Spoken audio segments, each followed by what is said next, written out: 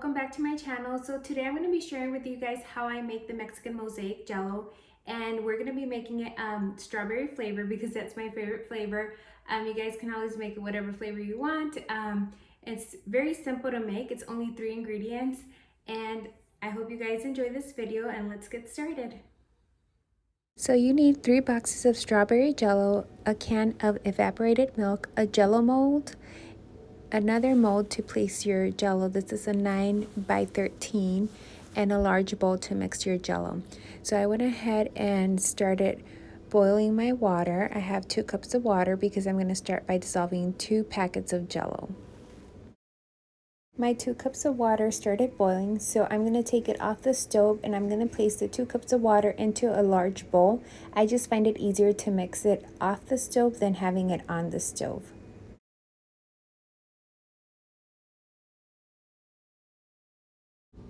So next I'm going to start by adding 1 packet at a time. So I did 1, and then I'm going to add the next one. I have 2 cups of boiling water, so this is just regular basic jello, what you're doing right now.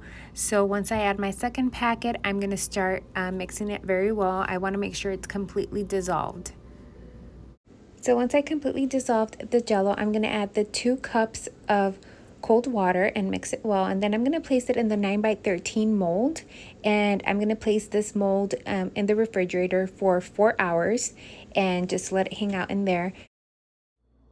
So next I'm going to do the second part of the jello. I have 1 cup of water boiling, so I'll go ahead and dissolve the jello into that 1 cup of boiling water, and you're going to want to make sure it cools a little bit before you add 1 cup of evaporated milk. So instead of adding 1 cup of water, you're going to do 1 cup of evaporated milk, and you want to go ahead and combine it very well. And as you guys could see, look how pretty the color is turning. So make sure it's completely dissolved, and before you add it to the rest of the jello, make sure this is cooled down. That way it doesn't melt the other part of the jello. So I'm going to go ahead and let the other mixture cool down, and this jello is already set. So I went ahead and took it out the fridge, and I'm going to start cutting it into small little cubes. And I'm going to do the cube maybe about 1/2 inch by 1/2 inch. I want them fairly small. I just feel the smaller they are, the prettier the jello is going to be. But if you guys want to do them larger, it's totally okay. You guys can experiment. There's no right or wrong with this jello. So I'll go ahead and finish cutting all the little cubes up, and once I'm done cutting them, I'm going to go ahead and take a little like flipper and just kind of get them unstuck from the bottom of the pan. And I want to do them nice and gentle, and as I'm doing it, I want to make sure they start to come apart. And I'll just finish doing all of this.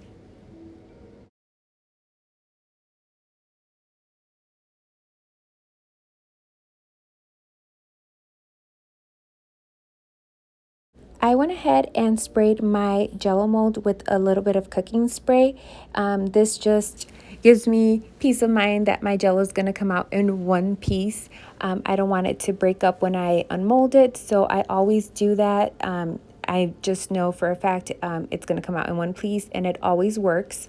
So next, I'm going to start by adding the cube jello all the way around my mold, and I'm going to add about half of the cubes into the jello mold.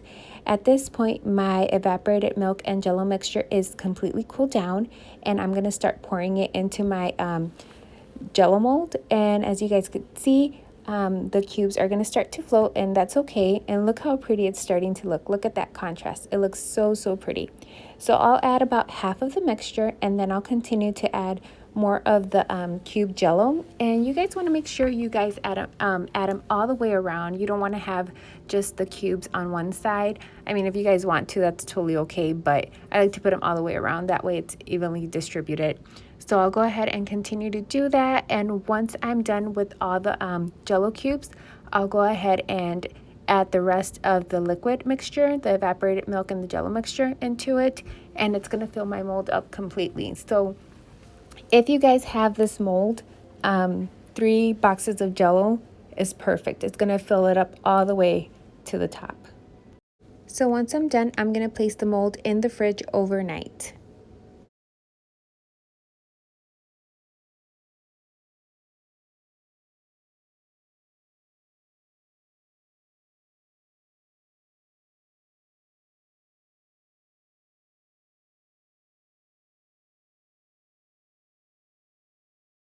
So I let my jello rest overnight in the fridge and I went ahead and took the lid off, and look how pretty it looks. Look at the contrast. It looks super pretty, but not only that, but it tastes amazing as well. So next I'm going to take a serving dish and just flip the jello over. And like I said, if you guys don't have a mold, you guys can always put them in little cups or just a regular mold and eat it from there, serve it from there. So I'll go ahead and undo the middle part of the mold, and here it comes, the moment of truth. I'm gonna go ahead and lift it up, and ta-da! This is what it looks like. Doesn't it look amazing? It is also very, very delicious.